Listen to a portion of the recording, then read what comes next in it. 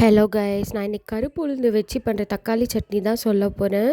First வந்து தக்காளி, பச்சை மிளகா, கருவேப்பிலை, பூண்டு, வெங்காயம் இதெல்லாம் ரஃப்பாக சாப் பண்ணி எடுத்துக்கோங்க. ரொம்ப ஃபைனாக இருக்கணும்னு அவசியம் இல்லை. அதுக்கப்புறம் ஒரு கடாயில் வந்து நல்லா எண்ணெய் ஊற்றிக்கோங்க. ஒரு 3 டேபிள் ஸ்பூன் கரெக்டாக இருக்கும். நான் வந்து ஒரு 3-4 பேருக்கு அளவு சொல்கிறேன். அதுக்கப்புறம் கடுகு போட்டுட்டு, சீரகம் போட்டுட்டு, கருப்பு உளுந்து போட்டுக்கோங்க. அது கூட சும்மா ஒரு 4 வெள்ளை உளுந்து போட்டுக்கோங்க.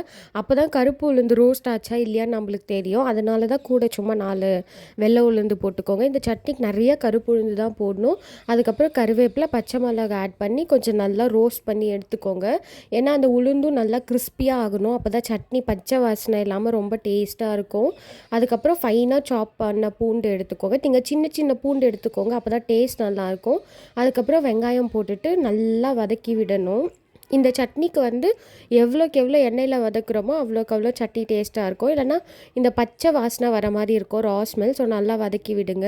அதுக்கப்புறம் தக்காளியும் போட்டுக்கோங்க. தக்காளி சும்மா ரஃப்பாக சாப் பண்ணாலே போதும், ஈஸியாக குழஞ்சி வெந்துடும். அவ்வளோன்னு ஃபைனாக சாப் பண்ணணும்னு அவசியம் இல்லை. அதுக்கப்புறம் மஞ்சள் தூள் போட்டுக்கோங்க. எப்போவுமே தக்காளி போட்டதுக்கப்புறம் மஞ்சள் தூள் போட்டுக்கோங்க. அதுக்கப்புறம் பெருங்காயம் போட்டுக்கோங்க. ஏன்னா வெங்காயம் கூட போனால் அது வந்து ஒரு மாதிரி தீஞ்ச மாதிரி ஆகிடும். அதுக்கப்புறம் கல்லுப்பு போட்டுக்கோங்க. எப்போவுமே நான் எந்த சட்னியோ சாம்பாரோ எது பண்ணாலும் கல்லுப்பு தான் யூஸ் பண்ணுவேன் சமையலுக்கு. மோஸ்ட்லி கல்லுப்பு தான். அது பத்தலைன்னா வேணால் கொஞ்சம் சால்ட்டு போட்டுப்பேன். அதுக்கப்புறம் புளி வந்து கொஞ்சம் வாஷ் பண்ணி போட்டுக்கோங்க. ஊற வைக்கணும்லாம் அவசியம் இல்லை. லாஸ்ட்டாக இறக்குறப்ப கொத்தமல்லி போட்டு மிக்ஸி ஜாரில் போட்டு நல்லா அரைச்சி எடுத்துக்கோங்க. நீங்கள் உரலில் இருந்தால் உரலில் கூட அரைச்சிக்கலாம், அது இன்னும் டேஸ்ட்டாக இருக்கும். நாங்கள் வந்து இன்றைக்கி இட்லி கூட பண்ணி சாப்பிட்டோம் தக்காளி சட்னி. உங்களுக்கு வேணும்னா தோசை, சாதம், சப்பாத்தி எது கூட வேணால் சாப்பிட்லாம். ரொம்ப டேஸ்ட்டாக இருக்கும். அம்மா இட்லி மாவு வந்து எப்போவுமே அரைச்சி வச்சுப்பாங்க. கடையிலலாம் வாங்க மாட்டோம். வீட்டில் அரைச்ச இட்லி மாவில் தான் பண்ணோம்.